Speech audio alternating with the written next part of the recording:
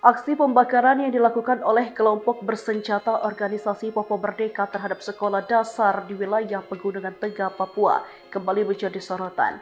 Kelompok bersenjata tersebut diduga sengaja menargetkan sekolah karena dianggap sebagai simbol kehadiran pemerintah di daerah tersebut.